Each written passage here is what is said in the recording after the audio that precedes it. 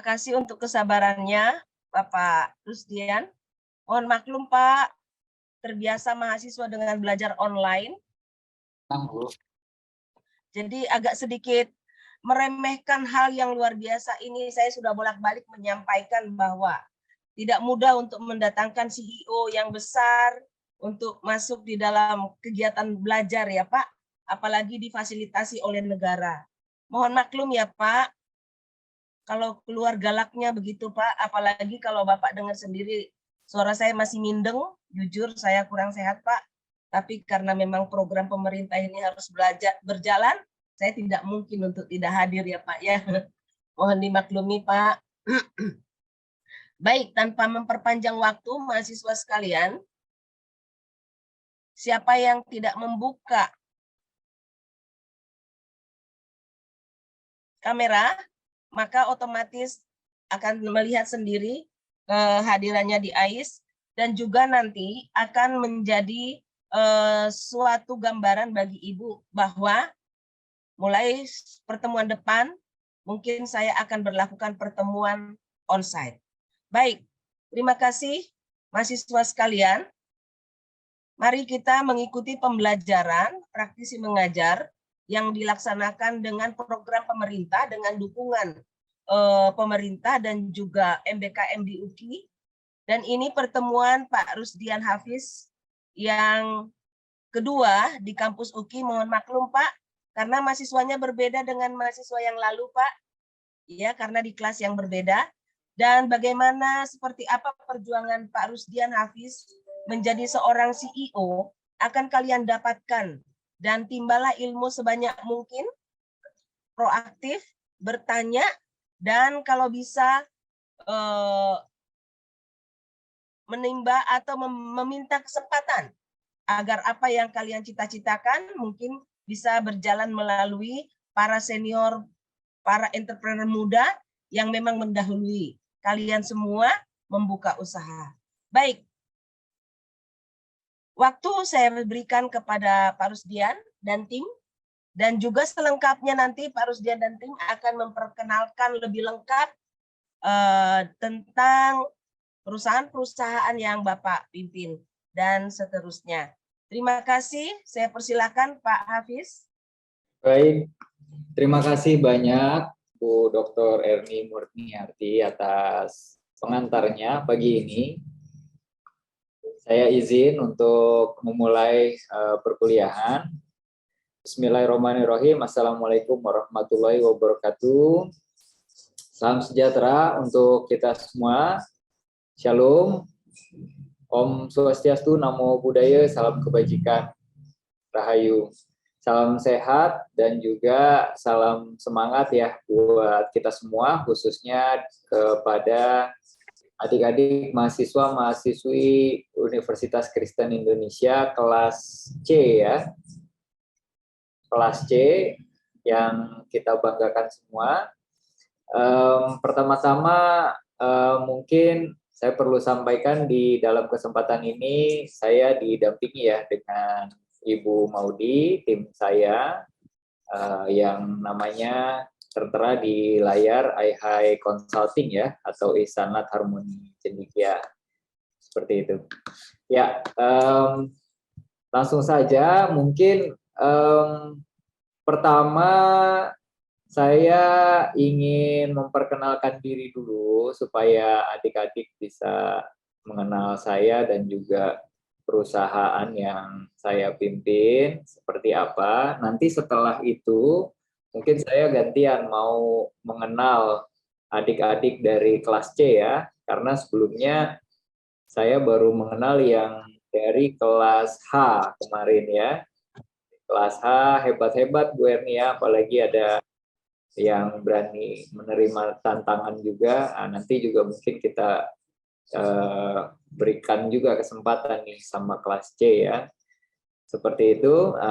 Boleh dibantu Mbak Maudi untuk share screen points-nya.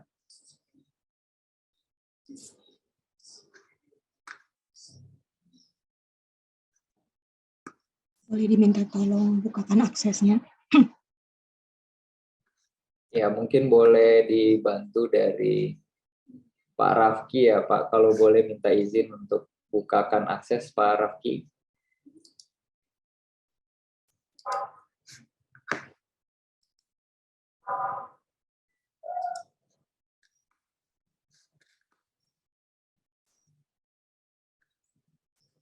Terima kasih.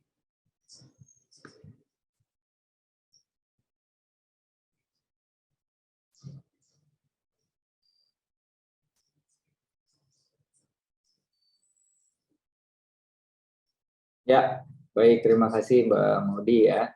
Jadi adik-adik, hari ini kita nanti sama-sama ya mempelajari, bertukar cerita mungkin ya lebih banyak eh, berdasarkan kenyataan di lapangan, praktik di lapangan ya.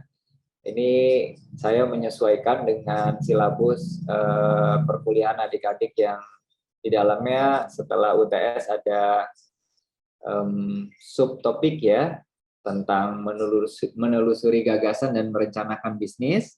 Kata kuncinya asik ya. Ini akan jadi pintu juga, pintu masuk untuk memulai satu usaha, bagaimana menemukan gagasan dan kemudian gagasan itu dikonversi menjadi sebuah perencanaan bisnis. Ya, nama saya Rusdian Hafiz ya. Tapi adik-adik boleh juga panggil saya Pak Dudi juga boleh ya. Jadi saya pengampu iHigh Consulting, ini nama panggungnya lah. Kalau orang bilang nama artisnya. Nama legalitasnya itu PT Ihsanat Harmoni Cendikia. Ya, lanjut ke slide berikutnya. Ya, jadi saya kalau dari sisi akademik saya lulus dari FISIP ya, ilmu politik di Universitas Indonesia.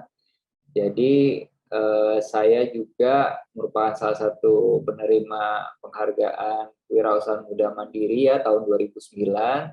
Samping itu juga sebenarnya jadi penerima penghargaan Young and Smart Entrepreneur dari UI juga di tahun 2010. Ya, kemudian juga acap kali menjadi narasumber ya dalam ragam kegiatan, terutama terkait kegiatan kewirausahaan. Nah, siapa saya? Ya, mungkin secara singkat saya boleh bilang bahwa sepanjang karir saya ini bisnis, begitu. Memang semenjak semester 3 perkuliahan itu saya sudah mendirikan usaha sendiri ya. Semester 2 itu sudah merancang, menemukan gagasan yang kemudian saya konversi jadi perencanaan bisnis. Semester 3 perkuliahan itu saya sudah mulai bisnis sendiri dan terus saya kembangkan sampai dengan hari ini. Ada 3 perusahaan yang sudah saya dirikan, yang terakhir ini yang sekarang sedang saya tekuni itu iHigh Consulting ini atau PT Ihsanat Harmoni Cendikia. Selama kurang lebih kurun waktu sekitar hampir 14 tahun lah saya menjalankan usaha. Dan di dalam menjalankan usaha itu pun saya juga tetap gitu ya berupaya untuk belajar, berupaya untuk mencari ragam peluang dan juga kesempatan dengan menjadi peneliti di berbagai lembaga penelitian, kemudian menjadi konsultan juga pernah, dan juga terakhir sebelum mendirikan iHigh Consulting sempat menjadi staf ahli di DPR RI ya, di Komisi 1, yaitu Komisi Luar Negeri, Pertahanan dan Intelijen dan Informasi ya. Tapi sepanjang karir itu pun saya terus menjalankan bisnis, mengembangkan dan juga mendiversifikasi usaha. Nah, itu kira-kira lah sebagai perkenalan dasarnya, tetapi saya ingin share dengan adik-adik di sini pesan penting saya, apa yang saya jadikan pegangan sekaligus ini kutipan yang mudah-mudahan bisa menginspirasi adik-adik, dan itu juga saya tulis di ruang kerja saya ya, di papan besar, saya tulis besar-besar, saya taruh di slide ini. You have to follow your heart, you have to take what you really love. Ya. Nah, ini penting sekali pesan saya buat adik-adik untuk ikuti kata hati kita dan lakukan atau tekuni apa yang benar-benar kita cintai. Kalau memang kata hati kita sudah bertekad untuk berwirausaha, berbisnis, ya tekuni dan cintai. Seperti itu ya pesannya. Nah, lanjut ke slide berikutnya. Masih di perkenalan. Nah, ini berikutnya tentang perusahaan saya, iHigh Consulting.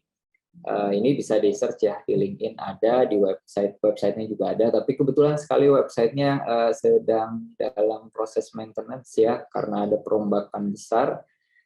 Tapi LinkedIn-nya ada ya.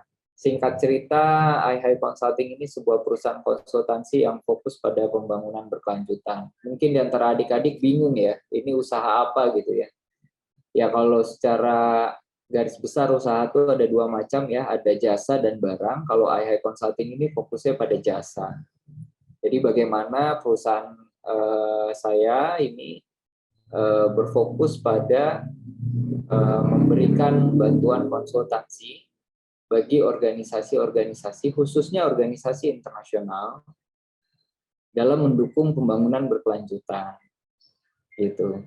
Jadi kita memberikan konsultasi riset, konsultasi pelatihan, pendampingan, dan juga advisory ya atau nasihat gitu ya untuk organisasi-organisasi khususnya organisasi internasional NGOs dalam kerja-kerja mendukung pembangunan berkelanjutan.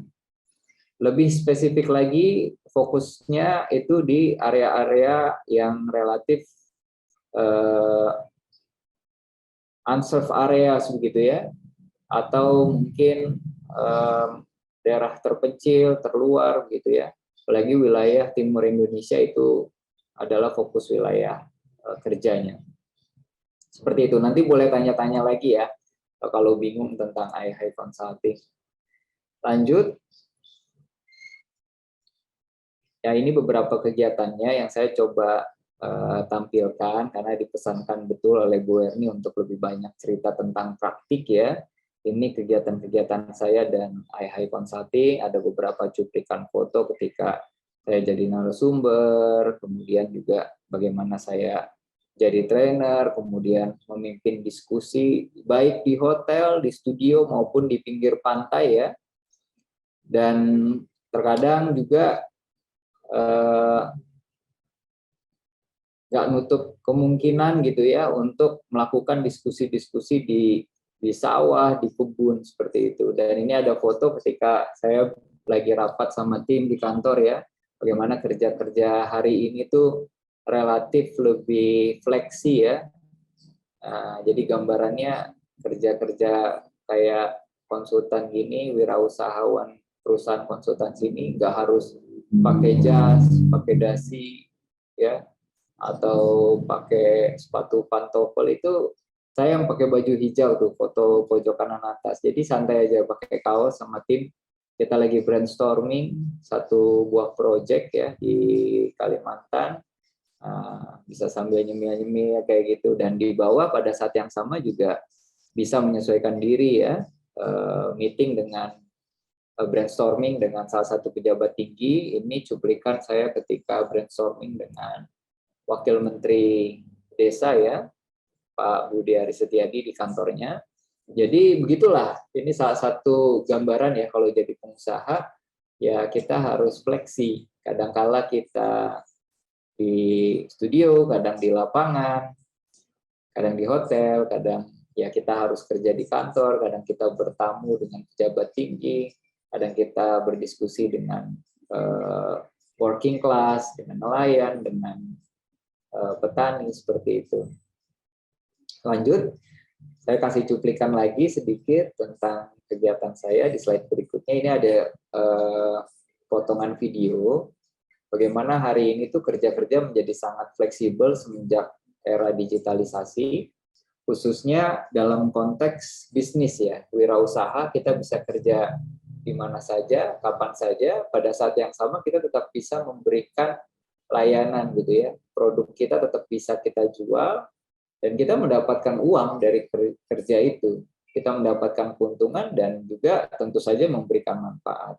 Ya, ada sebuah video ketika ini sangat berkesan bagi saya karena ketika saya presentasi ini, saya minta tolong waktu itu direkam oleh tim.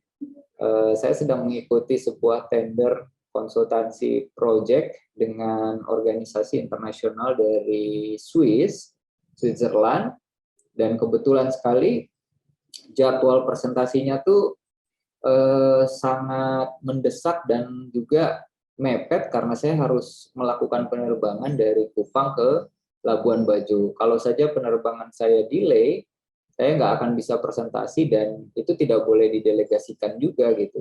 Jadi beruntung penerbangannya nggak delay, saya tiba di Labuan Bajo, cari kafe, duduk, saya presentasi di pinggir pantai sambil lihat pemandangan Labuan Bajo yang indah. Ya, yang penting ada laptop, ada internet. Hari ini semua bisa kita lakukan di mana saja, kapan saja. Apalagi dalam konteks bisnis. Ini cuplikannya, boleh di-play.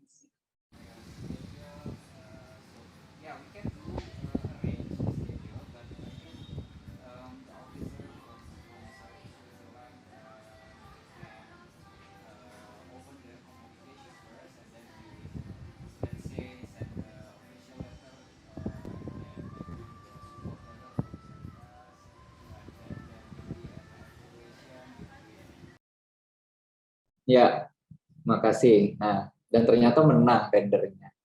Jadi bisa aja tuh pakai kaos di pinggir pantai, kita presentasi, tetap menang. Yang penting isinya kan, kontennya, penjelasannya jelas gitu ya, tawarannya clear, mekanismenya, metodenya, frameworknya semua clear. Kita kerjakan proyek itu dan proyek itu sekarang sudah selesai dan bahkan selepas proyek itu kita mendapatkan konsultansi tambahan gitu ya karena kliennya puas.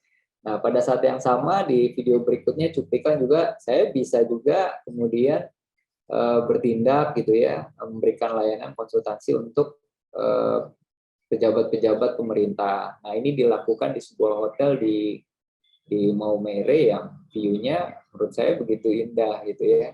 Ini jadi benefit kalau kita berbisnis juga.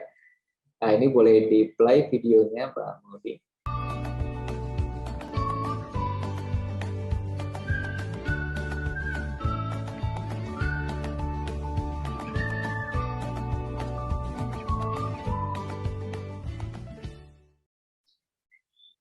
Dan terakhir, ketika bertindak jadi pelatih di sebuah kegiatan pelatihan untuk kelompok nelayan, kemudian juga ada UMKM ya, pengusaha-pengusaha olahan ikan dan juga pengusaha semacam bakso ikan gitu ya, terus juga rumput laut. Nah, jadi ya ini bagaimana saya mau menggambarkan gitu ya, kita harus fleksibel transisi dari tadi saya presentasi dengan seorang direktur internasional NGOs di Switzerland, kemudian di video berikutnya memberikan pelatihan untuk pejabat-pejabat pemerintah dan juga pada saat yang sama memberikan pelatihan untuk pekerja maupun pengusaha-pengusaha mikro ya. Nah, boleh di-play videonya.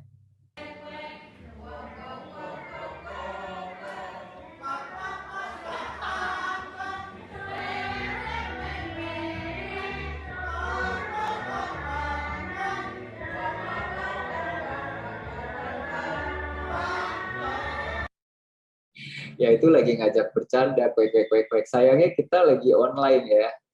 Kalau offline ini adik-adik udah saya ajak main games, menyanyikan lagu potong bebek angsa pakai kuek nanti dapat hadiah. Ya seperti itu. Slide berikutnya terakhir mungkin ya. Ya ini beberapa klien iHigh Consulting ya yang kita banggakan karena kita sudah memberikan layanan konsultansi untuk mereka. Beberapa di antaranya ada Oxfam ya, kalau ada yang pernah mendengar. Oxfam ini international NGOs yang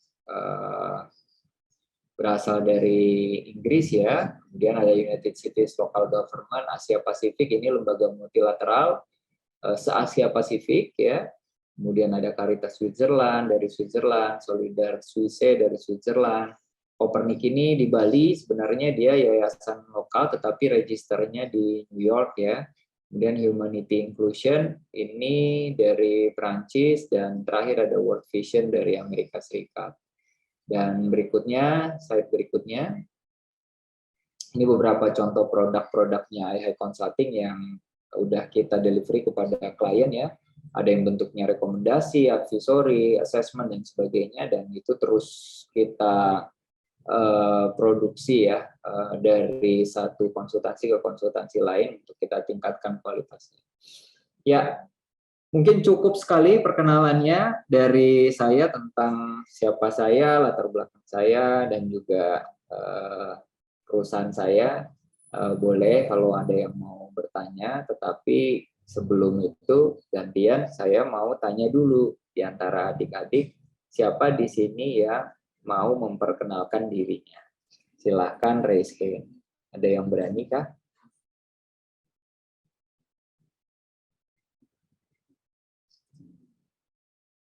Ada yang berani memperkenalkan diri?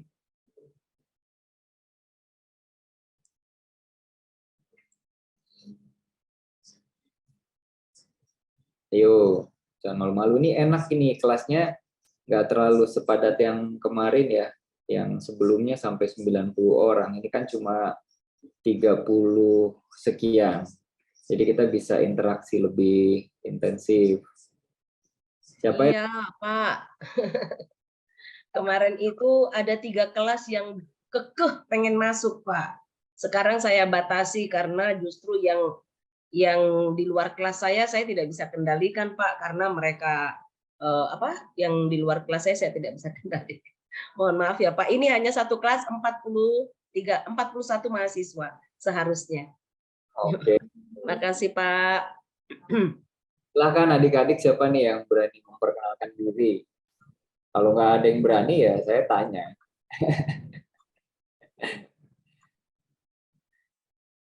Nggak ada yang berani. Kalau nggak nanti ditunjuk Mbak Hafiz loh.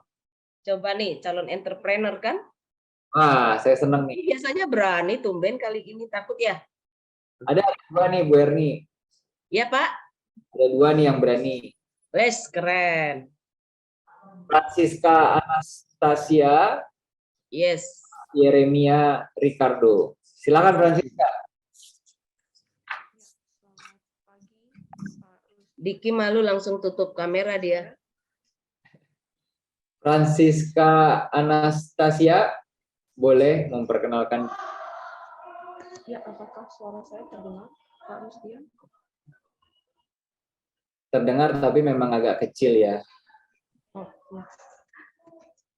Perkenalkan Pak dan teman-teman semua, nama lengkap saya Francisca Anastasia Huta Barat. Saya dari Prodi Manajemen Fakultas Ekonomi Bisnis Angkatan 22, Pak. Salam kenal. Prodi apa tadi? Saya Prodi Manajemen, Pak. Prodi Manajemen. Iya. Oh, berarti fakultasnya ekonomi ya? Ekonomi dan Bisnis, benar. Oh, FEB ya, Ekonomi dan Bisnis. Angkatan berapa? 22, Pak. 2022? Iya. Oh, berarti baru ya? Iya. Dari daerah mana, Francisca? Tinggalnya itu saya sekarang di Jakarta Selatan. Kedua orang tua saya orang Batak, tapi saya bukan lahir dari Indonesia, Pak. Dari mana? Saya lahirnya bukan di Indonesia, tapi kedua orang tua itu orang Indonesia dan dua-duanya Batak. Oh, lahirnya di luar negeri? Iya. Oh, di mana lahirnya? Di Paris, Pak. Lahirnya di Paris. Keren. Yes. Lahir aja udah di Paris kan? Ya. Tapi orang tua ini ya, keluarga dari Sumatera Utara ya, suku Batak ya? Iya. Dua-duanya. Francisca Anastasia mau tanya atau mau share cerita dulu sebelum mulai perkuliahannya? Sebenarnya saya ingin bertanya, Pak, kepada Pak Rusdian mengenai perusahaannya Bapak, karena sebenarnya saya juga bercita-cita sebenarnya ingin menjadi konsultan juga. Oke. Cuman sebenarnya saya bingung, maksudnya konsultan itu program kerjanya itu apa aja, dan kalau misalnya untuk mengembangkan atau misalnya untuk networkingnya itu caranya gimana? Karena kalau di Fakultas Ekonomi Bisnis banyak yang cita-citanya itu sebagai pembisnis, tapi khususnya itu untuk barang. Dan saya sebenarnya nggak terlalu minat untuk barang. Sebenarnya saya lebih minat untuk jasa. Oke. Cuman ya begitu Pak. Tadi pertanyaannya boleh diulangi bagaimana cara apa? Caranya aja untuk networking dan kira-kira apa aja yang dilakukan sebagai seorang konsultan. Great. Keren banget pertanyaannya. Thank you. Siap. Oke, saya kasih kesempatan kedua. Sekalian saya jawab nanti buat Yeremia Ricardo. Makasih ya Francisca ya. Silakan Yeremia Ricardo. Oke, baik. Sebelumnya terima kasih Bapak. Izinkan saya memperkenalkan diri. Nama saya Yeremia Ricardo Napitupulu. Saya dari Fakultas FISIP Angkatan 2020, Prodi Hubungan Internasional. Saya tinggal di Tambun Selatan, Kabupaten Bekasi. Orang tua dua-duanya Batak, Bapak. Kebetulan dua-duanya Batak. Di sini saya ingin bertanya juga, Bapak. Seperti Francisca juga, saya ingin bertanya, pantangannya selama Bapak membangun perusahaan ini tuh kayak gimana ya Pak? Pantangan dari awal, tantangannya itu seperti apa? Seperti itu Pak. Mungkin terima kasih. Great, keren. Saya salut Bu Erni kalau sama yang mahasiswa yang berani speak up tuh senang. Gitu. Jadi berani speak up udah bagus, apalagi pertanyaannya bagus gitu. Nah, dari dua pertanyaan ini, dua-duanya bagus, tapi namanya yang terbaik cuma satu. Jadi sementara satu saya kasih hadiah dulu buat Francisca Anastasia. Nanti dikirimin itu ya, boleh Shopee Pay atau OVO atau GoPay. Tolong nomor HP-nya chat ke Mbak Maudi ya, yang di Sanat Harmoni Cendikia. Terima kasih Pak Rusdian. Nanti kita kasih apresiasi hadiah digital money ya, terserah mau apa. Kemarin juga di sesi kelas sebelumnya siapa tuh Jenny juga dapat. Karena saya senang kalau ada yang percaya diri dan bagus pertanyaannya. Saya jawab punya Francisca dulu ya. Terima kasih Francisca ya, senang kenal ya. Manajemen ini jelas ini core knowledge-nya memang harusnya pengusaha-pengusaha tuh banyak lahirnya ya dari ini, dari produk jurusan ini, tapi bukan berarti jurusan lain enggak. Wabil khusus ya, khususnya jurusan manajemen FEB ini harus produksi utama nih calon-calon entrepreneur masa depan. Jadi terkait networking, ini benar banget. Kalau saya boleh bilang ya, sebenarnya praktiknya ini kita belajar banyak buku gitu ya. Saya pun sebagai praktisi itu masih harus sering belajar. Jadi kalau di ruang kerja saya itu banyak buku-buku tentang kewirausahaan ya. Ini salah satunya pagi ini saya coba baca-baca lagi ya, karena ini perkuliahan ya, biar ada akademisnya juga. Saya baca buku salah satu guru besar lah di FEB UI ya, walaupun saya dari FISIP, tapi saya tuh sempat mengabdi di FEB juga selama 3 tahun di UKM Center ya, membantu konsultansi usaha kecil menengah dengan bukunya Pak Rambat nih, Culturepreneurship. Nah, ini penulisnya guru-guru besar FEB semua. Ya. Nah, dari sekian banyak buku, sekian banyak tulisan ilmiah, saya boleh bilang sih, praktiknya kunci utama yang paling penting untuk bisa dapetin klien, apalagi kalau jasa ya, konteksnya jasa nih, itu networking. Itu udah paling penting. Jadi teman-teman sekarang mumpung masih kuliah, aktif terbaik saya, jangan males-males berorganisasi. Jangan malas-malas berorganisasi. Perbanyaklah kegiatan aktivitas berorganisasi di dalam kampus maupun di luar kampus. Kenapa?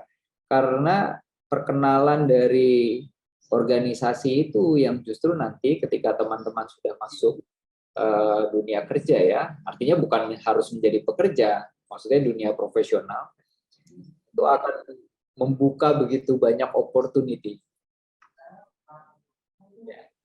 Dan biasanya kalau hanya terbatas dengan teman-teman satu jurusan, itu skop pergaulannya relatif sempit gitu. Karena kita berada di core yang sama, core knowledge yang sama. Tapi kalau kita berorganisasi dengan banyak lintas jurusan, lintas angkatan, lintas suku, ya, lintas agama, itu bagus banget. Ya, bagus banget dan membuka begitu banyak kesempatan. Itu jawaban saya yang paling simpel ya. Karena teman-teman konteksnya sebagai mahasiswa gitu. Tapi kalau nanti sudah lulus, ya kayak saya sudah selesai, saya pun masih ikut organisasi.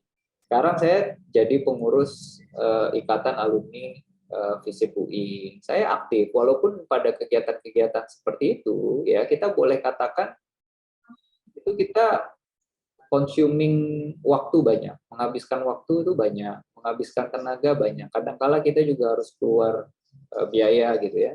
Tapi ya fokus kita itu bukannya take dari kegiatan itu, tapi give. Kita memberikan ya, dan termasuk kegiatan praktisi mengajar ini gitu ya. Sebenarnya kalau boleh jujur ya, sebenarnya kegiatan saya padat sekali, tapi begitu ini kan kegiatan praktisi mengajar ini saya dapat informasinya dari salah satu teman juga.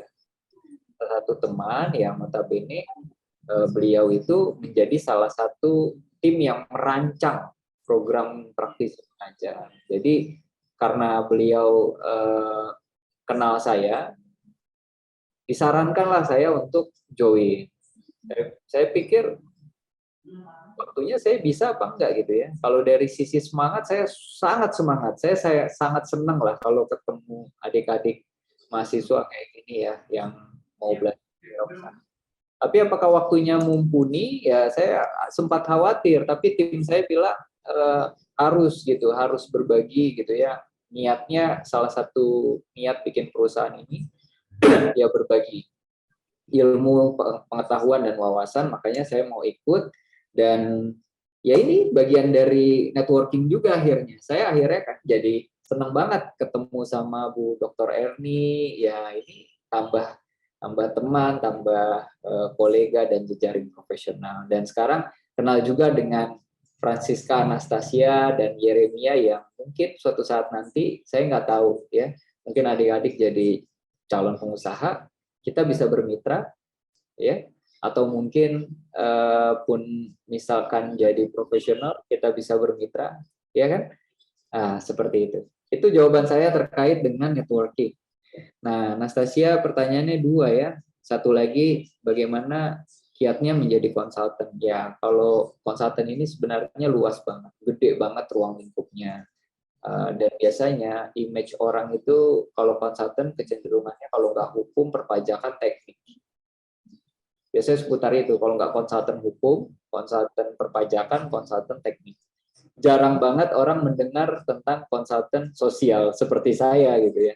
Itu jarang. Itu adalah ceruk yang nggak banyak dijalani oleh orang. Nanti kita belajar, kalau dari segi teori, itu ada istilah red ocean dan blue ocean. Nanti kita ada belajar, tapi mungkin itu minggu depan ya, di sesi kedua, tentang red ocean dan blue ocean, bagaimana saya menggunakan teori itu untuk saya aplikasikan dalam praktik bisnis saya, and it works gitu. Dan ternyata itu bekerja. Ya tentu dengan sentuhan-sentuhan juga berdasarkan pengalaman-pengalaman praktik baik yang dijalani selama belasan tahun.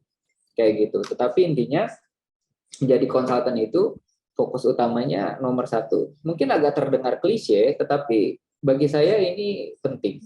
Ya kita harus suka dulu gitu. Kalau kita mau jadi konsultan satu bidang, ya kita memang harus senang di bidang itu. Contoh misalnya jadi wedding consultant gitu ya, fokus di pernikahan, ya memang mungkin senang di bidang itu, ya tekunilah bidang itu. Atau apapun itu ya, termasuk saya konteksnya dalam social consultant, khususnya lagi social development.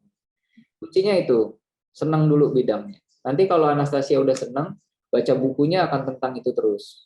Nonton filmnya banyak tentang itu. Bergaul sama orang-orang di lingkaran itu lama-lama ahli. Kalau sudah ahli, harga kita nggak usah ditanya lagi gitu ya. Orang tanya sama kita, rates-nya berapa Pak Dudi? Per hour berapa, per hari berapa gitu. Kita nggak pusing nyiapin daftar harga gitu. Orang yang tanya ke kita. Ya, itu Anastasia, nanti bisa kita tindak lanjuti lagi. Yeremia, pertanyaannya soal tantangan. Ya, tantangan terbesar bisnis itu ya sama kayak PNS. Kalau PNS kan kepanjangannya apa, Yeremia? Pegawai negeri sipil, Pak. Pegawai negeri sipil. Ya, kalau jadi pengusaha tantangannya ya kayak PNS. PNS-nya kepanjangannya penghasilan nggak stabil. Ya, tantangannya penghasilan nggak stabil. Jadi kadang banyak, kadang sedikit. Tapi banyak sedikit itu relatif ya. Gitu. Kalau saya sih udah belasan tahun bisnis, udah nggak pusing gitu. Karena ternyata setelah dijalani ada aja penghasilannya. Tetap bisa nabung. Jadi nggak usah khawatir. Awal-awal itu akan jadi tantangan yang besar, tapi setelah dijalani lama, dilalui bertahun-tahun, lama-lama kebal juga. Akhirnya nggak jadi tantangan lagi tuh. Tapi buat pemula itulah tantangannya. Begitu ya Yeremia, singkat padat jawabannya, mudah-mudahan menjawab. Sip. Oke, terima kasih banyak Francisca dan Yeremia atas perkenalannya. Sekarang kita masuk ke tahapan berikutnya. Mbak Maudi boleh bantu share link di kolom chat. Ya, sebentar lagi Mbak Maudi akan share link di kolom chat. Saya minta tolong adik-adik mahasiswa-mahasiswi untuk isi beberapa pertanyaan pendek yang ada di dalam kolom link tersebut.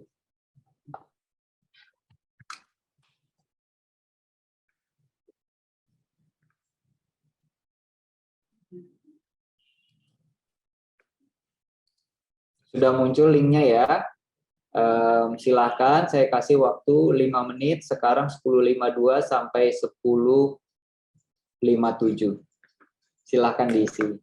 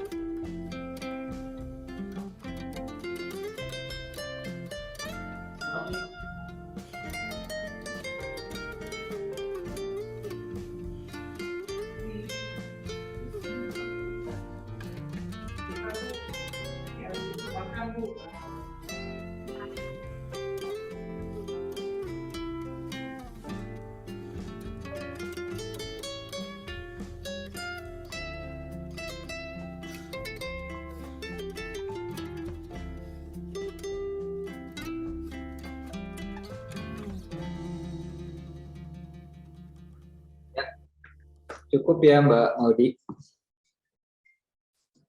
Baik. Ya, terima kasih Mbak Maudi supportnya. Sudah 10.58, bahkan sudah masuk 10.59 ya, lebih dari 5 menit tadi. Nah, sembari menunggu prosesnya sementara, bolehkah saya tanya satu orang dulu, adakah yang mau komentar dari pengisian tadi?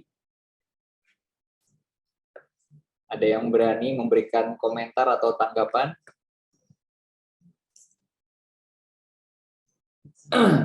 Tadi gambarnya kopi ya, ada kue hangat, waduh, enak banget. Kalau bukan online, saya bawain Bu Erni buat mahasiswa yang berani speak up, saya bawain kopi sama kue-kue lah.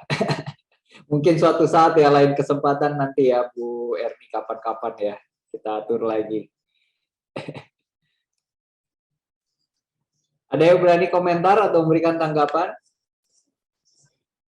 Oh, ada nih. Yesi Riana Yusnita Sari.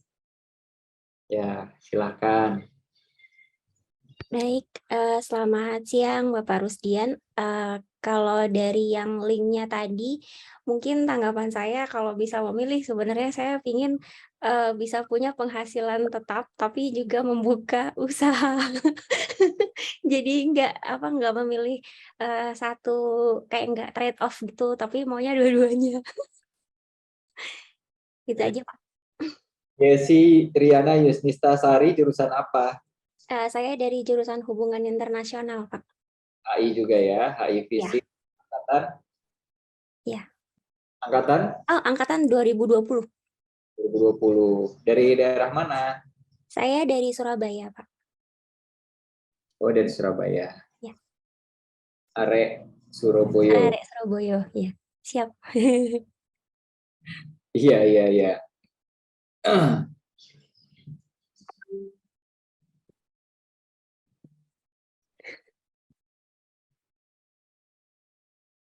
Ya.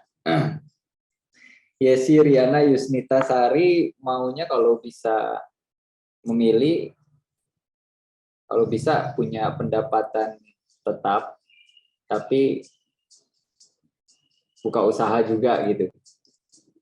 Betul, Pak. Jadi kalau bisa ya karena selama ini kan kalau jadi pengusaha seringkali gitu kan Pak, kayak ya penghasilannya tadi seperti juga Bapak ceritakan gitu kan dari pengalaman pribadi. Kadang penghasilannya tidak tetap gitu, tapi ya pasti ada gitu karena cukup nggak cukup juga kan kembali lagi ke diri masing-masing gitu. Tapi maunya bagaimana kita bisa membuat suatu lapangan pekerjaan gitu dengan juga penghasilannya tetap gitu.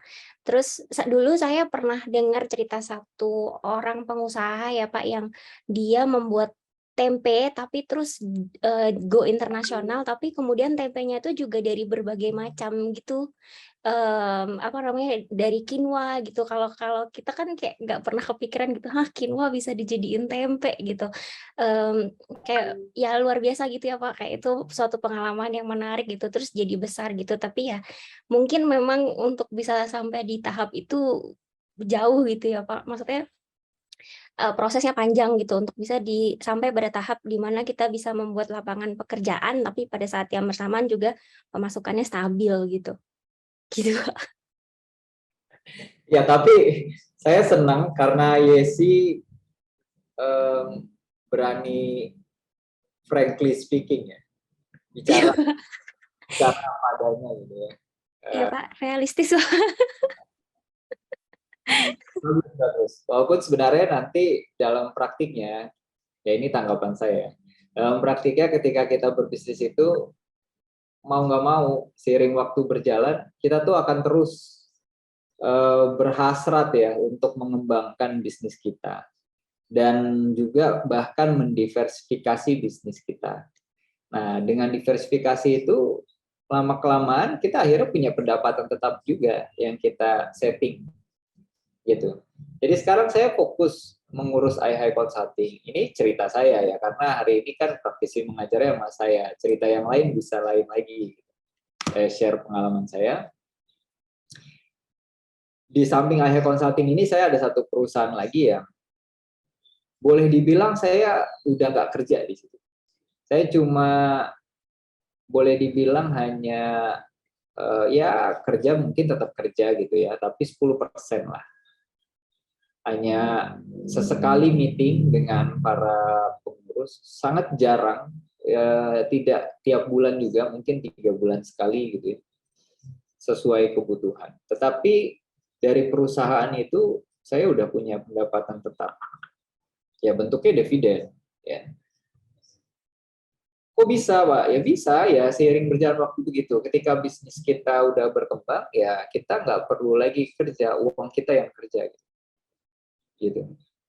Jadi di bisnis yang satu lagi itu perusahaannya event organizer. Ya, saya udah sampai pada tahap hanya memberikan saham dan juga memiliki saham dan juga hanya memberikan nasihat-nasihat aja. Ya, yang bekerja itu udah tim dengan manajerial sendiri dan ketika ada keuntungan saya dapat keuntungannya juga. Nah, itu kan pendapatan yang tetap juga. Itu sebagai contoh kalau dari sisi jasa. Dari barang juga gitu. Ya. Yesi nanti kalau punya usaha pasti seiring jalan waktu pengen didiversifikasi. Lama-lama mungkin awalnya tadi cerita bikin tempe gitu ya.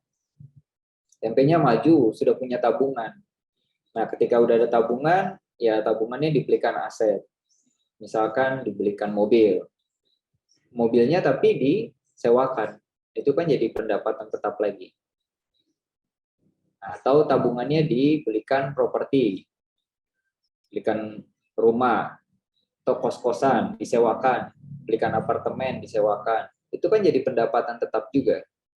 Tapi di sisi yang lain, Yesi tetap bisa fokus sama core bisnisnya yang di tempe tadi. Gitu. Nah, banyak orang yang saya lihat, itu akhirnya berpikir untuk katakanlah jadi PNS atau jadi karyawan gitu ya, supaya punya gaji gitu ya. Tapi gaji yang tetap, nominal yang tetap setiap bulan gitu. Ada remun yang jelas, tetapi pada saat yang sama coba usaha sampingan. Saya nggak bilang itu keliru. Dan silahkan aja kalau mau memilih jalan itu. Tetapi yang namanya sampingan, ya hasilnya pasti sampingan. Jangan berharap hasilnya jadi utama gitu. Ini yang banyak salah kaprah. Memilih untuk jadi karyawan gitu, untuk punya gaji tetap. Usaha sampingan tapi berharap usahanya itu penghasilannya bisa lebih besar dari pekerjaan tetapnya. Bisnisnya bisa tumbuh, hasilnya jauh lebih besar, lebih banyak dari pekerjaan tetapnya. Mungkin ada yang terjadi, tapi 1:sekian gitu ya. Ini rumusnya nggak kayak matematika 1+1, tapi praktik saya bertemu dengan para praktisi ya, pengusaha-pengusaha. Kalau yang usahanya itu sampingan, ya hasilnya sampingan juga. Itu ya pesan dari saya. Jadi kalau Yesi tanggapannya kalau boleh memilih, ya sekali lagi memang semua bisa kita pilih. Tetapi hasilnya akan sesuai dengan apa pilihan kita. Di mana kita serius di situ, hasilnya pasti akan serius. Mantap, Yesi ya. Tapi saya senang karena Yesi udah berani bicara jujur apa adanya untuk seorang mahasiswi yang lagi belajar dan juga berani ngomong itu di depan forum. Jadi Mbak Maudi nanti tolong dicatat nomor HP-nya Yesi, kita kasih hadiah juga lah buat Yesi ya. Digital money ya. Jadi saya kirimkan hadiahnya ya buat Yesi ya. Dicat ya ke Mbak Maudi ya nomornya ya. Oke. Terima kasih Bapak. Ya sama-sama Yesi. Saya senang. Nah selanjutnya bolehkah di share Mbak Maudi tadi yang dari Google Form-nya. Kita lihat sama-sama hasilnya ya, Bu Erni. Ada 29 yang isi ya. Ya mungkin 34 di sini ada saya dan tim 3, ada Bu Erni 1 ya, ada Pak Rafki. Jadi 29 isi semua nih. Pertanyaan pertama, kalau harus memilih ya, pilihannya berpenghasilan tetap atau tetap berpenghasilan? 58% memilih tetap berpenghasilan. Wah, bagus sekali Bu Erni ya.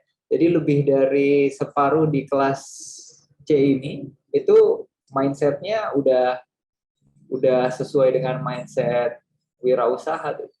Mindsetnya adalah tetap berpenghasilan, bukan berpenghasilan tetap. Karena orang yang tetap berpenghasilan bisa jadi dia penghasilannya tetap gitu. Tapi orang yang berpenghasilan tetap ya belum tentu juga dia tetap berpenghasilan. Intinya secara simpelnya, mudahnya orang yang tetap berpenghasilan, ya penghasilannya bisa jadi naik dan turun. Bisa jadi besar, bisa jadi kecil, tetapi ada terus. Simpelnya gitu. Nah, itu salah satu mindset yang kita harus miliki juga. Karena kalau kita berwirausaha, ya itu keniscayaan. Ya. Nanti tanya Francisca nih, belajar di manajemen, itu satu keniscayaan.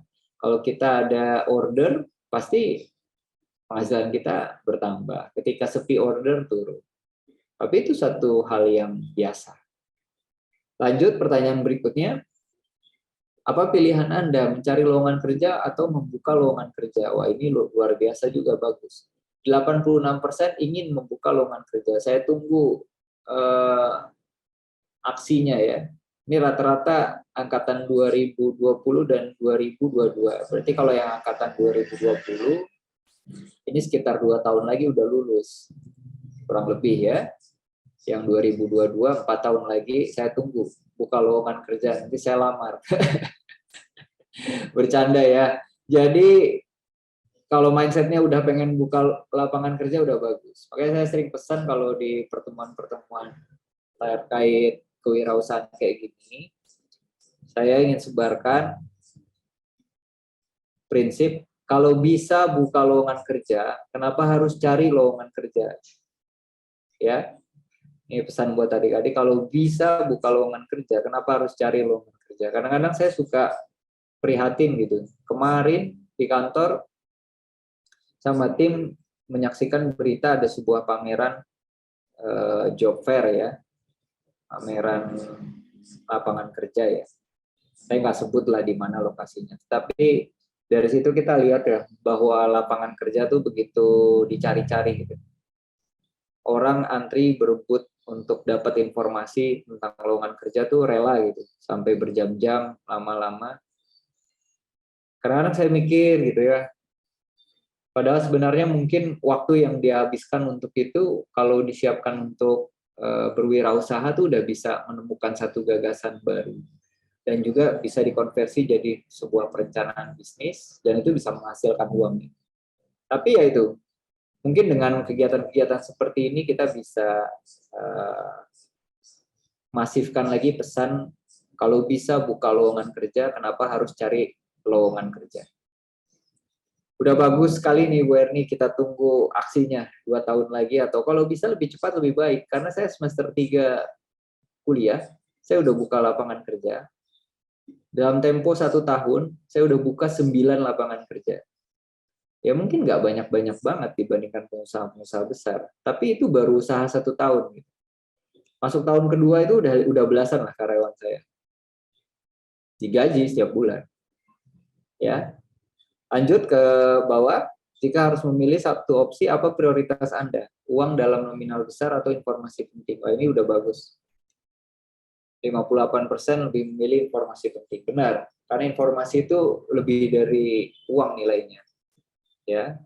Jadi salah satu kunci untuk bisa menemukan gagasan yang otentik, gagasan yang bernilai tinggi, itu adalah informasi yang penting. Karena dengan informasi yang penting, kita bisa konversi sebuah informasi itu menjadi gagasan yang bernilai. Sebagai contoh, saya kasih sampel aja ya. Yang paling mudah itu informasi tentang pembangunan. Misalkan, itu Bandara Halim itu kan dulu hanya untuk tentara ya. Baru beberapa tahun terakhir itu dikomersilkan. Jadi penerbangan sipil, Citylink, Batik Air, ya, dan seterusnya lah, Pelita Air, ya, Susi Air itu bisa ambil penumpang dari Halim. Nah, itu awal-awal itu mau dioperasikan kembali, sempat beredar informasi gitu ya, belum ada di TV, di koran, bahwa akan dikomersilkan kembali Bandara Halim. Nah, salah satu kerabat kemudian ada yang bergerak cepat untuk menjemput informasi itu dan booking space untuk kantin gitu ya di bandara. Ya, ketika informasinya sudah clear, dilegalkan, dirilis, ya sudah, dia dapat antrian lebih dulu akhirnya untuk bisa buka kantin di situ. Itu contoh yang kegambar ya dari bagaimana mengubah informasi jadi gagasan bisnis. Nah, saya juga gitu, ini contoh tapi bukan bisnis. Ya, kalau ini bukan bisnis, bagaimana ternyata saya dapat informasi lebih dulu tentang program praktisi mengajar.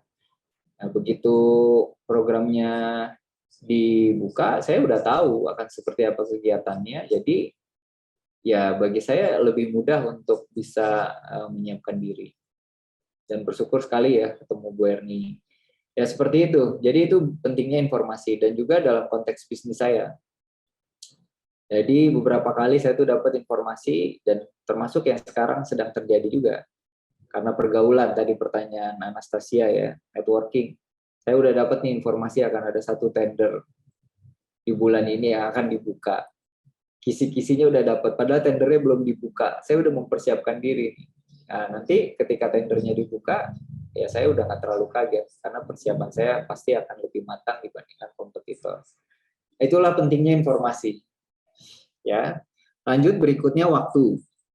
Ke bawah. Menurut Anda waktu bekerja yang baik adalah mayoritas jawabannya fleksibel menyesuaikan target 86%. Wah, ini udah bagus banget Bu Erni, kelas C ini tinggal ditunggu aja aksinya. Coba nanti kita lihat di sesi tantangan.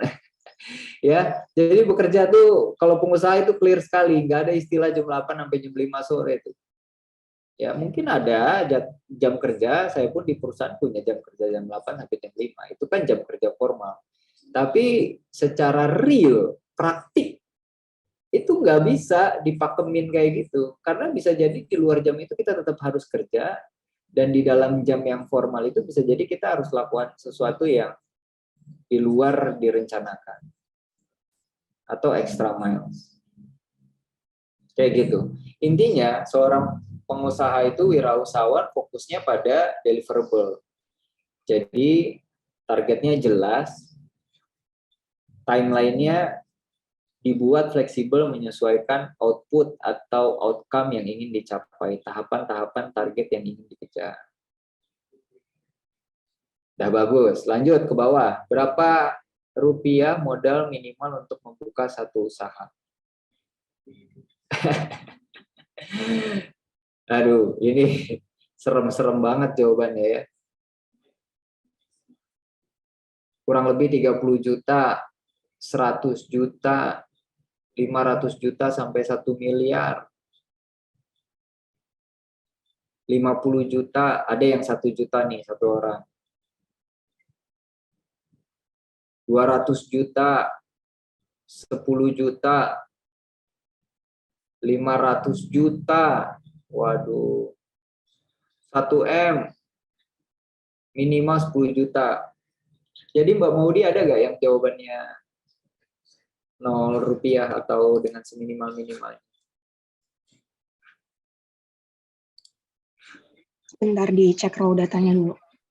Oke, cuma kalau dari data yang udah muncul di layar ini, mayoritas puluhan juta ya, bahkan ratusan juta. Aduh, ini kita harus rombak mindsetnya.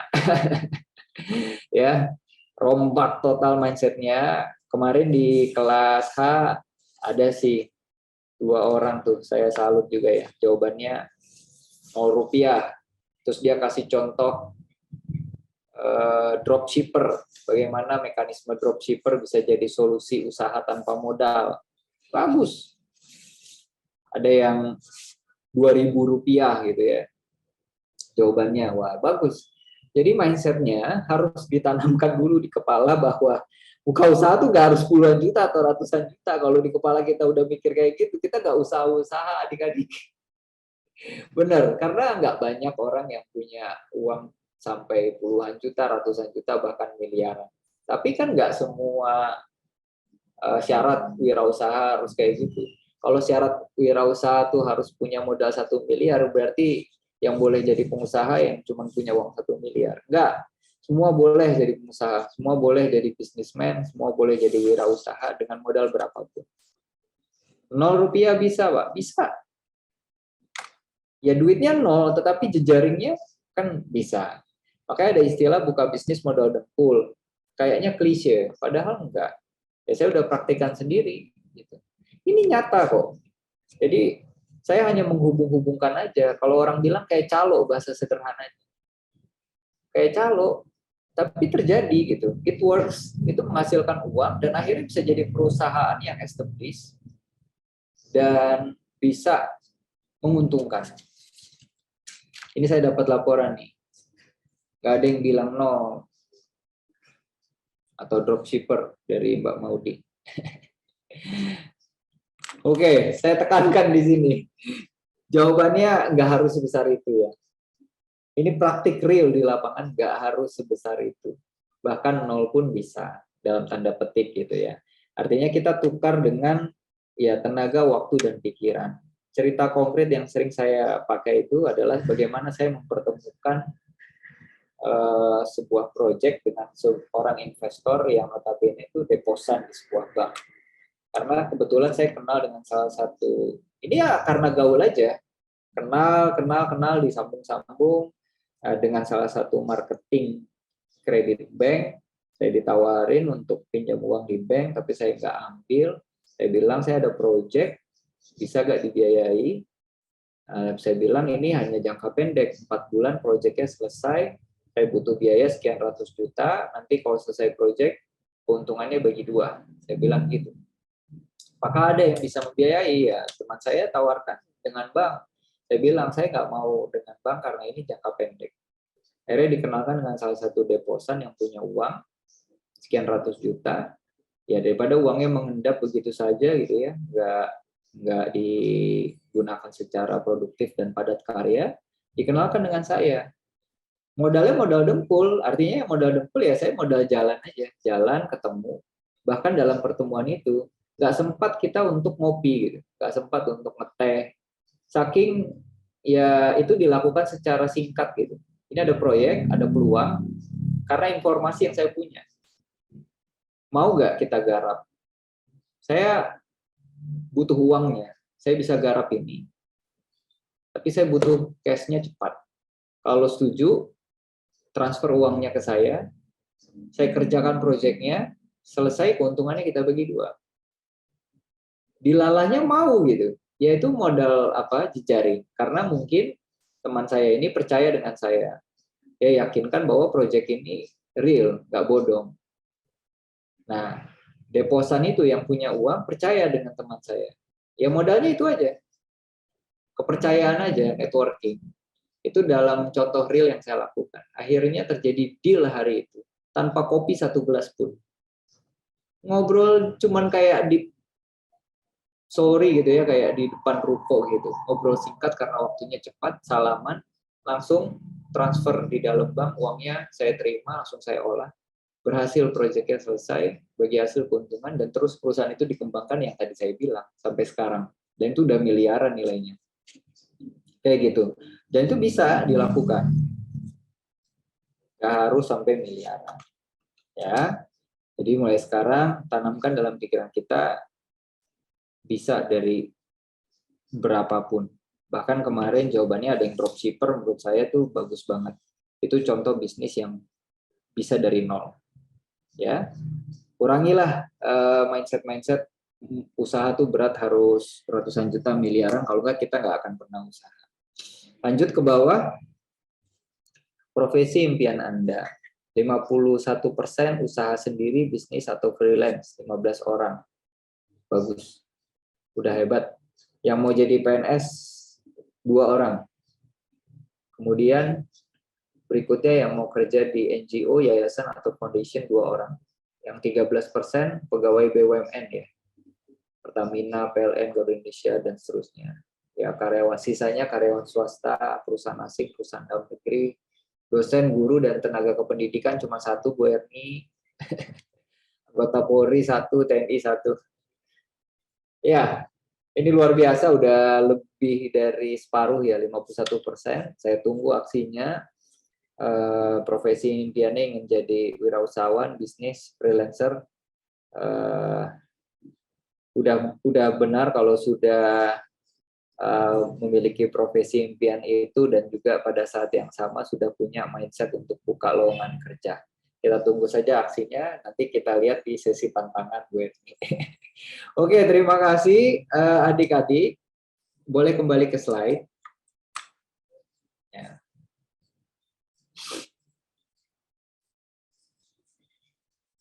Ya. Itu tadi sesi perkenalan kita, panjang banget perkenalannya. Perkenalan saya, perusahaan, perkenalan adik-adik. Saya coba mapping juga mindset adik-adik sejauh ini, sejauh mana. Dan selanjutnya saya udah siapkan materi. Banyak materi yang kita bisa diskusikan. Tetapi saya mau mulai dari satu pertanyaan mendasar.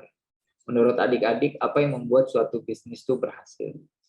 Ada yang berani jawab nggak?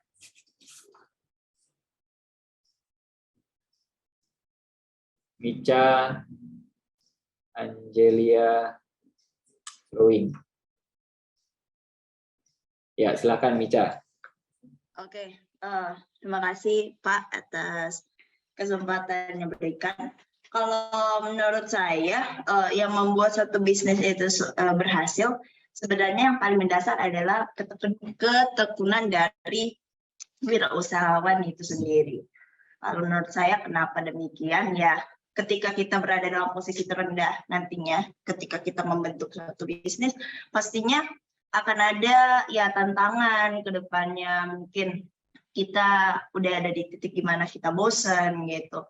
Nah, yang esensi paling penting dalam diri wirausahawan ketika melakukan suatu bisnis adalah ketekunan itu sendiri. Nah, selain ketekunan itu juga dibarengi dengan ketekunan dan juga bagaimana kita bisa melihat branding seseorang gitu. Jadi sembari kita juga tekun, kita juga harus pintar dalam melihat realitas yang terjadi. Misalkan apa nih, karena kalau sekarang kan jaringannya kan ketika kita ingin sukses nih dalam sebuah bisnis, kita ingin berhasil dalam sebuah bisnis, ya kita harus bisa pintar dong melihat tren apa yang sekarang lagi marak gitu. Itu sebenarnya syarat buat bisa survive sebenarnya, karena bisnis sekarang kan bisnis kontemporer, bicara bisnis kontemporer itu kan sekarang bicara mengenai bagaimana kita pintar-pintarnya melihat marak atau tren yang marak ataupun sesuatu yang bisa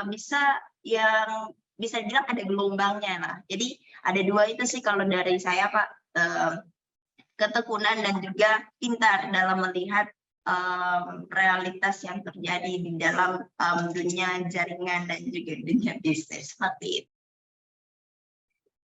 Mantap. Mica dari jurusan apa? Saya dari jurusan hubungan internasional, Pak. Iya, sama ya 2020 ya. Iya, benar sekali. Di mana nih? Ya, Pak. Ya. Sorry, Pak. Aduh, enggak kedengeran. Daerahnya aslinya dari mana? Oh, daerahnya. Saya dari Sulawesi Utara, Pak. Dari Manado. Wah, orang Manado dia. Iya.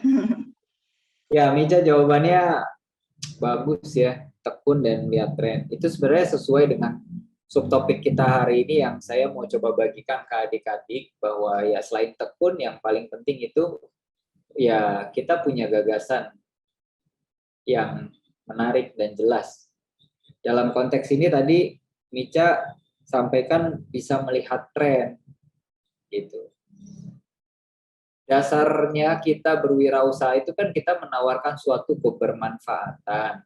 Jadi pesan saya, apapun gagasan adik-adik dalam menjual suatu jasa maupun barang, maka tawaran itu harus bermanfaat bagi orang banyak. Nah, di sini peran tren bisa menjadi penting, tapi tidak satu-satunya. Ya, kita harus bisa melihat sisi kebermanfaatan. Tapi bagus jawabannya Mica. Tadi satu lagi ada juga yang resen, mungkin mau tambahin, siapa namanya? Laki-laki tadi. Kayaknya ada tadi satu lagi yang resen. Iya Pak, saya Pak. Patun Gilbert. Ya, silakan. Kalau menurut saya yang paling dasar basicnya itu mindset sama optimis ya Pak, sama dukungan sekitar. Karena kalau kita punya keinginan, tapi mindset kita juga nggak mendukung kita untuk melakukan keinginan kita, nggak mengeksekusi keinginan kita, ya percuma juga menurut saya. Kita bisa punya angan-angan untuk membangun usaha, tapi kita juga nggak optimis, percuma juga. Menurut saya gitu, Pak. Terima kasih, Pak. Patun dari jurusan apa? Saya dari jurusan teknik mesin, Pak. Angkatan 2021. Oke, teknik mesin ya? Iya, Pak. Ini peluang bisnisnya gede banget nih. Kalau anak-anak HI, ya banyak juga yang mau berbisnis. Ya, kayak Mbak Maudi ini, tim saya lulusan HI. Ya, lulusan hubungan internasional, bisnis juga. Tapi biasanya kan kalau anak HI, kalau masih kuliah, kebanyakan cita-citanya jadi diplomat kan. Ngebayangin jadi diplomat pakai jas, pakai dasi, wah baju keren, travel ke luar negeri, makan makanan fancy, biasanya gitu. Kalau teknik mesin, wah ini peluangnya besar juga, sama kayak FEB, bisa buka lapangan kerja banyak. Bagus juga jawaban Patun Gilbert, ya, mindset nomor 1 dan dukungan sekitar ya. Jadi ya mindset itu udah ada di subtopik sebelumnya ya, saya lihat di silabus, tetapi memang penting bagi kita, tadi saya lihat dari Google Form udah bagus juga jawabannya, penting bagi kita untuk menanamkan nilai-nilai kewirausahaan kayak yang penting tetap berpenghasilan, bukan berpenghasilan tetap. Kalau bisa buka lowongan kerja, kenapa harus cari lowongan kerja? Kemudian buka usaha itu nggak harus miliaran, nggak harus ratusan juta, ya bisa dengan modal seminim-minimnya, ya kita akumulasi modal itu. Seperti itu sudah tepat juga jawabannya. Dan tadi Pak Tun juga ada sebut-sebut soal dukungan sekitar. Ya kalau bahasa kerennya dalam dunia bisnis itu disebut enabling environment, ya bahasa kerennya gitu. Lingkungan sekitar juga jadi penting. Makanya saya belajar ya, berdasarkan pengalaman selama ini, kalau kita mau bisnis kita sustain, salah satu cara yang kita lakukan adalah banyak bergaul dengan para pengusaha.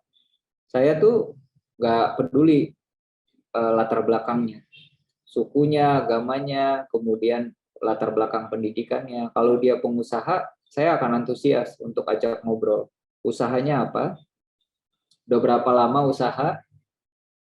Saya tanya lah, kalau bisa saya wawancara gitu ya, gimana dia ngejalanin usaha. Kenapa? Karena dari cerita-cerita praktik itu kita akan termotivasi untuk terus mempertahankan dan mengembangkan usaha kita. Apalagi orang yang kita temui itu pengusaha yang berhasil, yang usahanya bertahan, tumbuh, dan menjadi besar. Wah, itu saya paling senang. Nah, salah satu cara mempertahankan mindset kita kayak gitu. Bergaullah dengan orang-orang yang mindsetnya sama. Kalau misalkan kita banyak bergaulnya dengan teman-teman yang jauh dari mindset wirausaha, maka kita akan semakin sulit juga untuk mengembangkan mindset itu. Nah, kadang yang jadi tantangan signifikan juga adalah dari keluarga tersendiri ya. Saya dibesarkan oleh keluarga yang notabene orang tua saya juga mindsetnya itu ada mindset kebanyakan prototipe dari boomers gitu ya, yang notabene pekerjaan terbaik itu adalah menjadi PNS. Apalagi saya lulusan dari politik ya, dari FISIP. Waktu itu ya diharapkan sekali bisa jadi pegawai negeri sipil. Nah itu salah satu tantangan juga, padahal diri saya pribadi nggak minat gitu.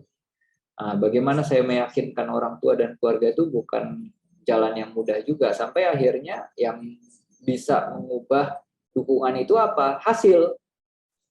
Orang tua tuh lihat hasil. Kalau udah lihat hasil, nah cara berpikirnya udah mulai bergeser.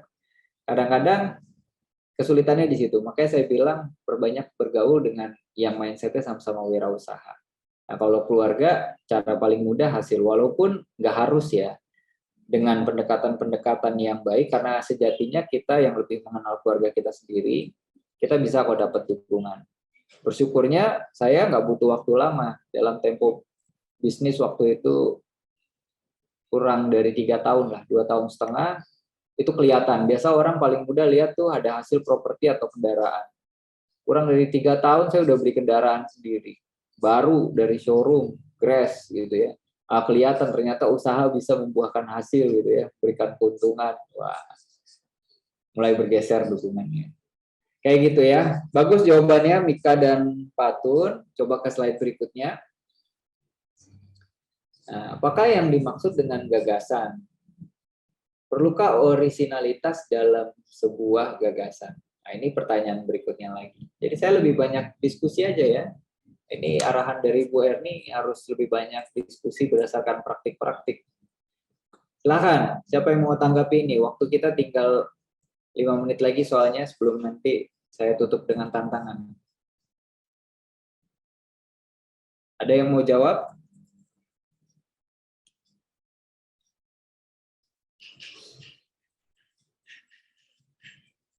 Jangan takut. Jangan malu juga. Wah, Yesi lagi nih. Yesi Riana Yusmita Sari, HI FISIP, Arek Surabaya, silakan. Ya, siap. Permisi Pak, kalau menurut saya gagasan itu adalah suatu ide. Tapi untuk pertanyaan kedua, perlukah orisinalitas? Jujur Pak, saya penganut paham nothing new under the sun gitu. Menurut saya segala sesuatu yang baru itu adalah bentuk dari inspirasi atau pengembangan dari ide yang sebenarnya sudah ada sebelumnya gitu. Cuman ya inovasi aja gitu. Kalau sebelumnya roda ditarik sama sapi, berikutnya kita bikin rantai gitu. Jadi rodanya jalan pakai mesin dan lain sebagainya. Jadi menurut saya sih orisinalitas itu tergantung sudut pandangnya gitu. Yang penting tidak menjiplak 100% pemikiran orang kita ambil gitu. Menurut saya yang penting tidak seperti itu sih Pak. Terima kasih Pak sebelumnya. Keren, asli keren. Yesi Riana keren. Jadi Yesi penganut paham there is nothing new under the sun. Gak ada yang benar-benar baru ya. Semua itu hanya tindak lanjut dari apa yang udah dilakukan sebelumnya. Saya mau tanya pertanyaan berikutnya. Yesi tahu gak perbedaan antara kreatif dan inovatif? Bedanya tipis nggak sih Pak? Kreatif dan inovatif. Kreatif itu menurut saya kita bisa berpikir out of the box gitu. Jadi menyelesaikan suatu hal tidak selalu ya begitu-begitu aja gitu. Mungkin kayak tadi gitu, bikin roda gitu, terus bikin rantai. Inovatif itu kita sama sih Pak, membuat sebuah gebrakan gitu. Berinovasi, membuat ide yang baru. Gitu nggak sih Pak? Itu emang sesuatu yang tipis. Sebenarnya kalau sisi teoritis itu ranahnya Bu Erni lah yang akan lebih ahli ya.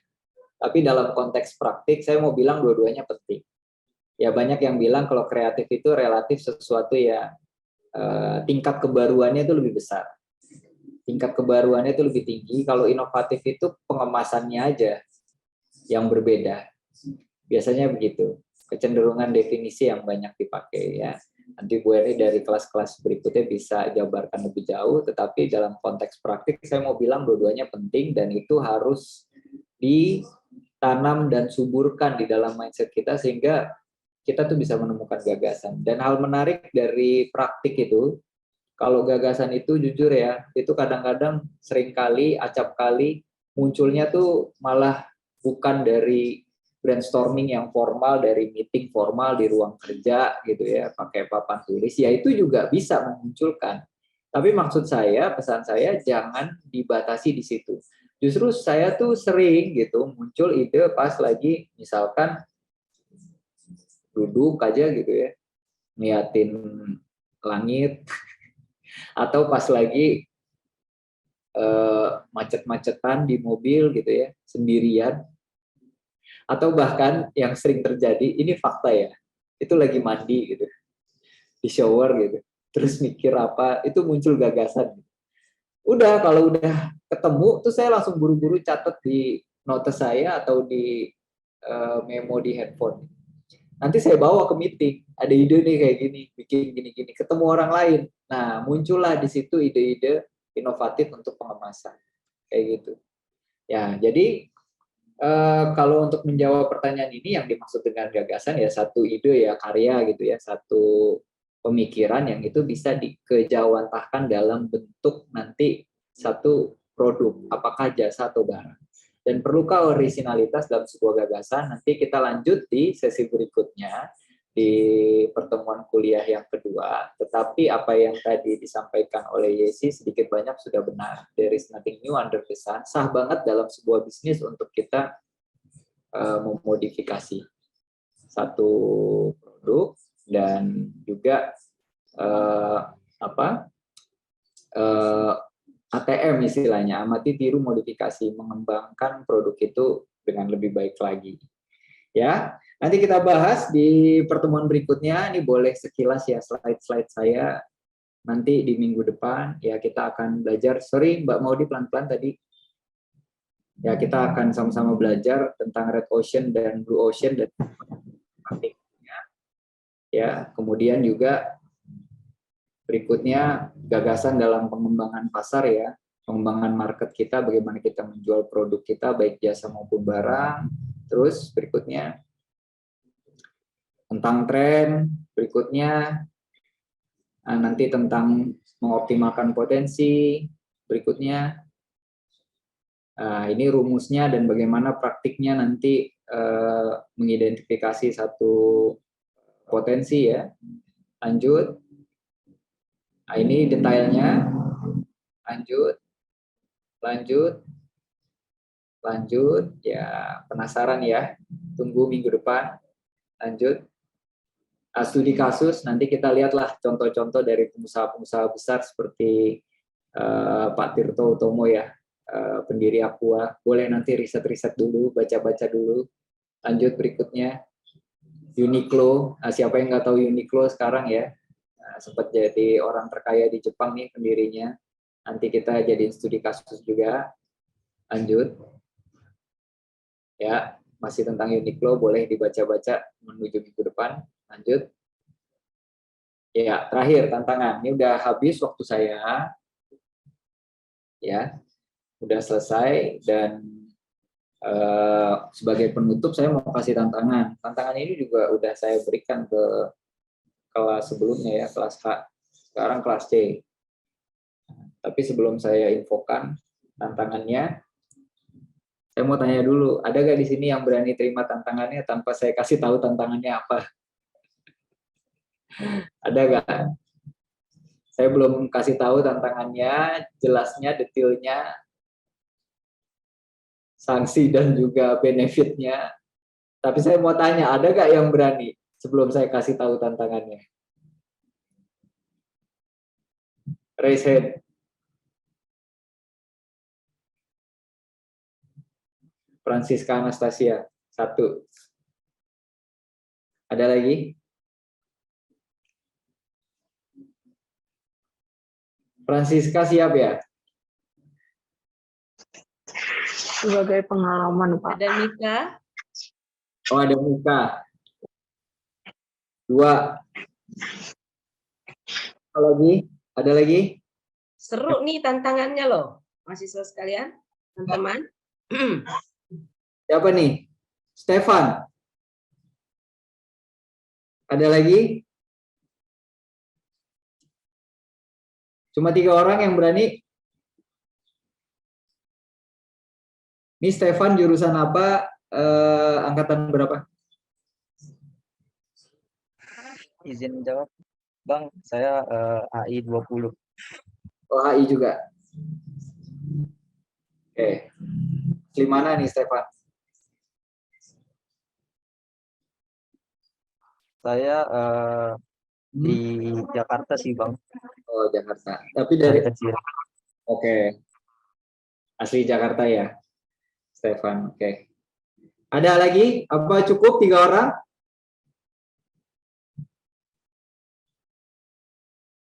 Udah ya, cuma 3 ya. Nggak ada lagi, saya tutup nih.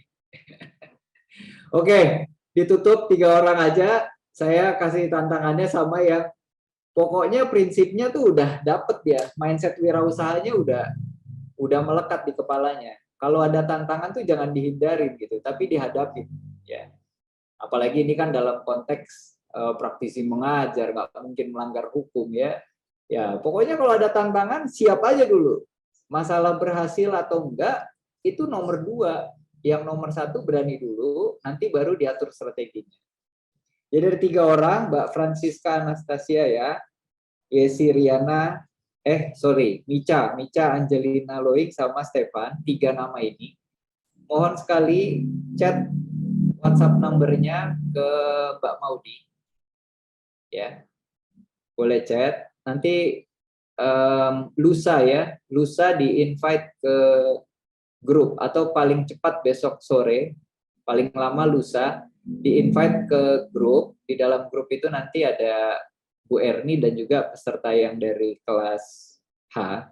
Saya berikan tantangan, nanti akan ditransfer uang sama Mbak Maudi senilai, nanti yang transfer uang Mbak Seli ya namanya ya. Nanti yang transfer uang Mbak Seli, mohon nanti memberikan rekeningnya, akan saya transfer masing-masing Rp100.000 ya, paling telat sekali hari Sabtu ya, paling telat sekali hari Sabtu akan ditransfer 100.000. Itu di luar tadi dapat hadiah ya, tadi kan udah ada yang dapat hadiah tuh, Francisca ya.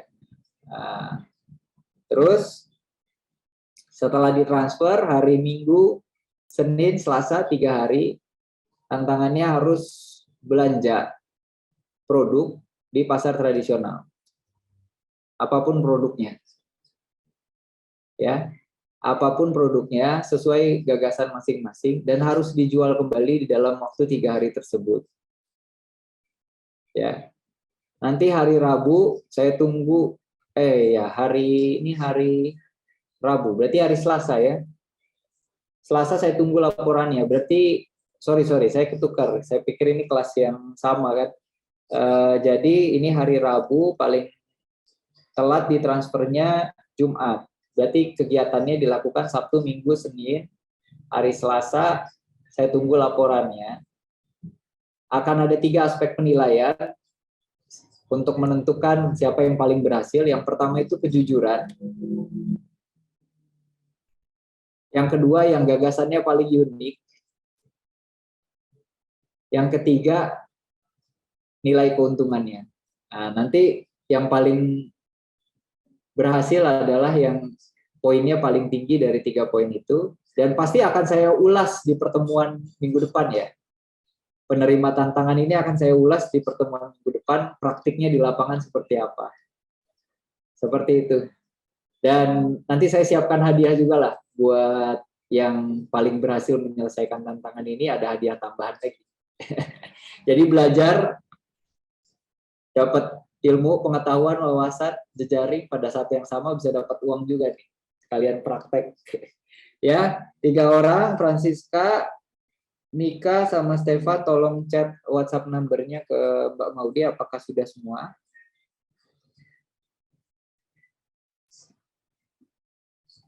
Sudah semua? Oke, sudah aman Bu Erni, 3 orang pemberani ini, kita tunggu aksinya. Nanti ditindaklanjuti di grup ya. Ya, sekian dari saya untuk hari ini. Kita pada akhirnya dibatasi oleh waktu, lagi pula ini saya udah lewat juga 8 menit. Nanti masih ada kesempatan lagi minggu depan, kita akan ngobrol, diskusi, dan juga tentunya nggak sabar mendengarkan sharing dari teman-teman yang menerima tantangan. Ya, sekian dari saya, terima kasih banyak. Assalamualaikum warahmatullahi wabarakatuh. Billahi taufiq wal hidayah. Selamat siang, salam sejahtera. Shalom, Om Swastiastu, Namo Buddhaya, salam kebajikan, Rahayu, salam sehat, salam semangat. Saya kembalikan ke Bu Erni. Iya, baik. Terima kasih Pak atas kesempatannya dari kesibukan Bapak yang luar biasa ya. Sangat sibuk saat ini tapi masih menyempatkan diri untuk menyapa dan berbagi pada anak-anak mahasiswa kami semuanya. Ya, kiranya juga pertemuan kita hari ini dapat berkesan bagi mahasiswa sekalian. Sayang sekali adik-adik, saya tadi sampaikan di grup kita di sini ada 34 peserta mahasiswa. Mohon maaf, ternyata Zoom kita ada error sehingga yang belum masuk itu tidak bisa masuk lagi. Dibuat sedemikian. Artinya untuk minggu depan jangan sampai terlambat masuk. Jadi dari tadi kita sudah upayakan untuk mereka bisa masuk, tetapi ternyata disetting demikian sehingga mereka tidak bisa masuk lagi. Baik, dengan segala kerendahan hati mohon maaf ya Pak Rusdian, ini karena regulasinya begitu. Dan mahasiswa sekalian, terima kasih untuk kehadiran hari ini. Banyak sekali kegiatan kita, tetapi masih bisa kita mendapatkan informasi semangat yang baik dari CEO dalam proses program praktisi mengajar. Untuk minggu depan, kita masih perkuliahan dengan Pak Hafiz, Pak Rusdian. Panggilan kerennya Pak Dudi ya Pak ya? Biar nggak jauh ya Pak ya, Pak Dudi. Dunia usaha dan dunia industri. Ingatlah Pak Dudi. Baik, terima kasih untuk mengakhiri kegiatan kita. Kita akan berdoa. Saya minta Pak Tun Gilbert Mujiono untuk berdoa. Dan setelah itu kita akan ambil video foto dan semua nanti bisa mengaktifkan video. Silakan Pak Pendeta Pak Tun Gilbert Mujiono. Baik, saya akan pimpin dalam Kristen. Mari kita bersatu dalam doa. Allah Bapa yang bertata dalam kerajaan surga, terima kasih Tuhan atas berkat penyertaan-Mu sampai pada hari ini. Terima kasih juga Tuhan atas berkat yang masih boleh kami rasakan, hingga kami bisa mengikuti kelas pada pagi hari ini Tuhan. Semoga ilmu-ilmu yang telah disampaikan oleh Pak Rudi bisa berguna dan juga bisa kami terapkan dalam kehidupan kami Tuhan. Sebentar kami akan mengakhiri sesi kami, kiranya berkati orang-orang yang terlibat dalam sesi ini agar bisa berproses ke depan sesuai dengan harapan yang telah diimpikan. Dalam nama Tuhan Yesus kami berdoa dan mengucap syukur. Amin. Baik, terima kasih. Patun Gilbert Mujiono, ini namanya lengkap ya, Patun Gilbert Mujiono. M-nya apa itu ya? Manurung, Bu. Manurung. Wah, berarti ini di Medan ini. Pasti di dekat daerah kebun ini ya. Karena teman-teman saya banyak Muhammad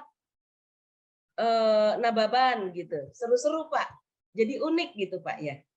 Namanya Michael tetapi Muslim. Keren Pak. Uki memang. Baik.